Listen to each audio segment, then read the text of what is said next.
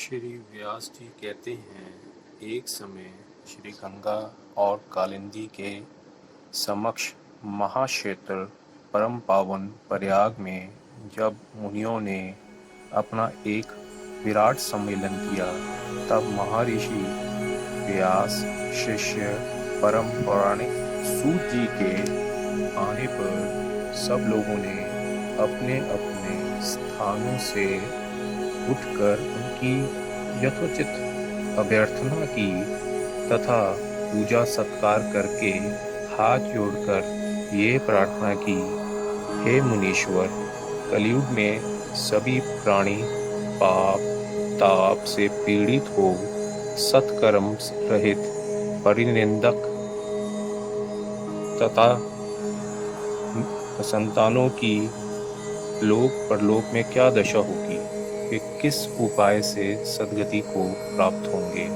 हे सूत जी, इस प्रकार आप इस पर प्रकाश डालिए, क्योंकि हम लोगों को इसी बात की बड़ी चिंता है कि जगत की आगे क्या दुर्दशा होगी।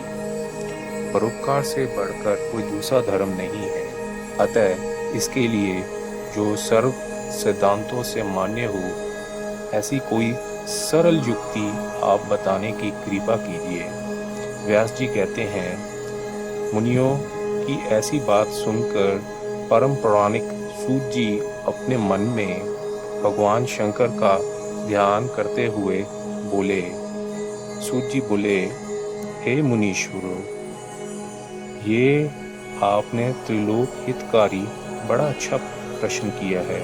मैं आप लोगों की ऐसी रुचि देखकर श्री गुरु जी का स्मरण करके जो कहता हूँ उसे आदर सहित सुनिए।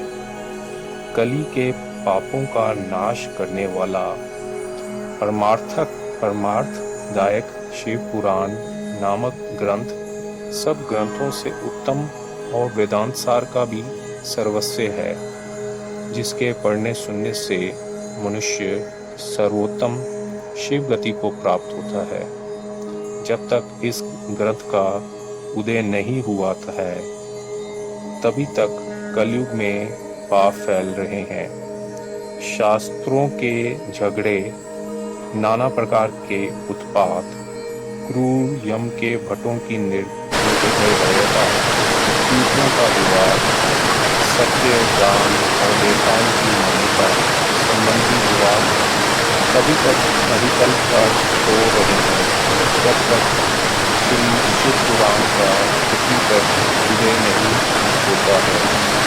जब वह प्रत्यक्ष हो जाएगा, तब शास्त्रों के परस्पर झगड़े आदि सभी इसकी गर्जना से समाप्त हो जाएंगे, क्योंकि भगवान वेद व्यास के कहे हुए इस पुराण का बहुत महत्व है। इसके कीर्तन और श्रवण से जो फल प्राप्त होता है, वह सबका सब तो मैं नहीं कह सकता, किंतु उसका कुछ महात्म्य मैं आप लोगों से कहता हूँ। ध्यान देकर सुनिए। इसमें मैं आप अपनी ओर से कुछ नहीं कहूँगा, जो व्यास जी ने कहा है वही कहूँगा। व्यास जी ने कहा है, यदि शिव पुराण का एक या आधा श्लोक भी कोई पढ़ेगा तो वह पाप से छूट जाएगा, और यदि सावधानी से संपूर्ण पढ़े तो जीवन मुक्त हो जावे। इसके अनुसार आचरण करे तो एक एक दिन में एक एक अश्वमेघ का फल पावेगा। यदि कोई दूसरे भी श्री शिव पुराण की पूजा कर दे तो वह सब देवताओं की पूजा के समान फल प्राप्त करे, इसमें कोई संदेह नहीं है। क्योंकि शिव संहिता नामक इस सुधा को स्वयं श्री शिव भगवान ने उपनिषद रूपी समुद्र के मथ कर उसमें से निकाला है। अतः जो इसको पान करेगा वह निश्चय ही अमर हो जाएगा। यदि कोई 1 मास तक पढ़े तो सभी पापों से वह मुक्त हो जाएगा और शिवालय में या बिलव के वन में जो इस संहिता को पढ़ेगा वह अद्भुत फल का लाभ करेगा। श्री भैरव जी की मूर्ति के सामने इसका 3 बार पाठ करता है, उसके सभी मनोरथ पूरे होते हैं। इसमें शिव जी के दिए हुए अर्थ, धर्म, काम और मोक्ष चारों पदार्थों का विवेचन और उनकी प्राप्ति के उपाय तथा शिव जी की लीला और विज्ञान सब कुछ निहित है। अतः ये सब प्रकार से आदरणीय है। वेद और श्री ब्रह्मा जी की सम्मति के अनुसार श्री शिव जी ने ही पहले इस शिव पुराण की रचना की जिसमें विद्वेश्वर संहिता, दूसरी रुद्र संहिता, तीसरी विनायक संहिता, चौथी कुमार संहिता, 5वीं मात्र संहिता, 6ठी एकादश रुद्र संहिता, 7वीं कैलाश संहिता, 8वीं शतरुद्र संहिता, 9वीं और कोटि रुद्र संहिता, 10वीं सहस्त्र कोटि रुद्र संहिता, 11वीं वायवी संहिता, 12वीं धर्म संहिता। इतनी संहिता इस पुराण में सम्मिलित है। ये सभी पुण्यंतर है। इनमें एक विदेश्वर, दूसरी रुद्र, तीसरी विनायक, ये तीनों संहिताएं 10-10 हजार तथा उमा और मात्र ये दोनों 8-8 हजार और एकादश रुद्र संहिता 13,000, कैलाश संहिता 6,000, शत्रुरुद्र 3,000, कोटि रुद्र 9,000, सहस्त्र कोटि रुद्र 11,000, वायवी संहिता 10,000 और धर्म संहिता 12,000, कुल 1,00,000 श्लोकों का ये शिव पुराण है। परंतु इसमें शिव जी ने अब केवल 24,000 का ही सबके लिए रख दिया है और पुराणों में ये चौथा पुराण कहा जाता है। परंतु अब इसमें 7 संहिताएं ही प्रधान है। अन्यथा सृष्टि के आरंभ में शिव जी ने इसे 100 करोड़ श्लोक में कहा था। अब ये 24,000 संख्याओं वाला शिव पुराण केवल इन 7 संहिताओं में शेष रह गया है। यथा एक विदेश्वर संहिता, दूसरा रुद्र संहिता, तीसरा शतरुद्र संहिता, चौथा श्री कोटि रुद्र संहिता, 5वां श्री उमा संहिता, 6ठा श्री कैलाश संहिता, 7वां वायवी संहिता। जो इस सप्त संहिता युक्त श्री शिव महापुराण को आदर सहित पूरा पढ़ेगा वह जीवन मुक्त हो जाएगा। यह सब पुराणों का तिलक और सब जीवों का कल्याणदाता है। इसमें वेदांत और विज्ञान सब कुछ पूर्ण रूप से निहित है। इसे परमादर से पढ़ने वाला शंभु प्रिय हो परम गति का लाभ करता है। श्री व्यास जी बोले, सूत जी के ऐसा कहने पर उन समस्त ऋषियों ने कहा, हे महामुनि सूत जी, यदि आप हमें अद्भुत वेदांत सार महाशिव पुराण सुनाते तो बड़ी कृपा होती।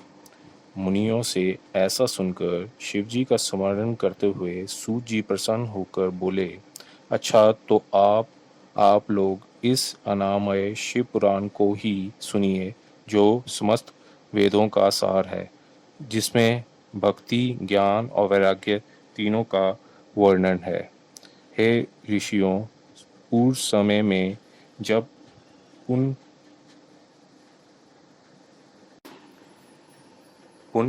कल्पों का क्षय होता गया, इसके पश्चात जब इस कल्प का प्रादुर्भाव हुआ, तब सृष्टि संबंधी कार्यों के आरंभ होने पर षटकुलीन अर्थात 6 कर्मों के करने वाले उत्तम कुल के मुनियों में ये मतभेद उत्पन्न हो गया कि ये सबसे पर है या नहीं। तब इसके निर्णय के लिए वे लोग ब्रह्मा जी के पास गए। ब्रह्मा जी ने कहा, जो सबसे पहले उत्पन्न हुआ और जिसमें मन वाणी का कोई गम नहीं, तथा जिसे ब्रह्मा विष्णु रुद्र इंद्रादिक महाभूतों और इंद्रियों आदियों से संयुक्त सारे जगत की उत्पत्ति होती है, वही सबसे पर है।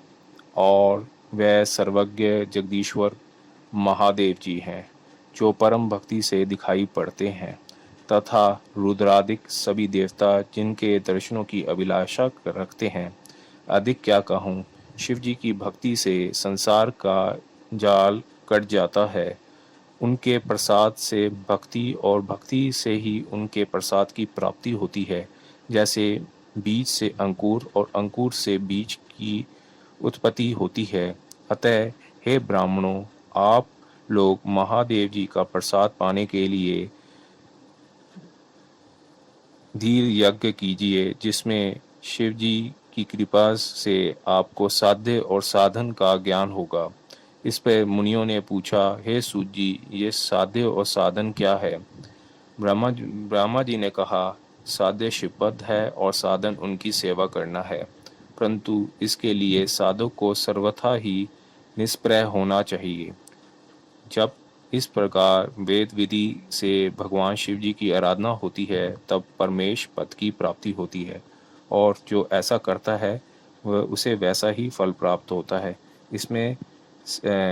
इस संबंध में भी कई निर्देश दिए हैं, और कानों से सुनना, वचन से कहना, मन से मनन करना भी एक महान साधन है, क्योंकि वे महेश्वर सर्वथा ही सुनने, कीर्तन करने और मन करने योग्य हैं। अतः साध्य तक पहुंचना हो तो साधन में डट जाना ही आवश्यक है। प्रत्यक्ष का ही विश्वास होता है। अतः बुद्धिमान को चाहिए कि पहले गुरुमुख से श्रवण कर कीर्तन और मनन द्वारा शिव योग को प्राप्त होवे। संभव है कि साधन से पहले तो कुछ क्लेश प्रतीत हो, परंतु आनंद मंगल ही प्राप्त होता है।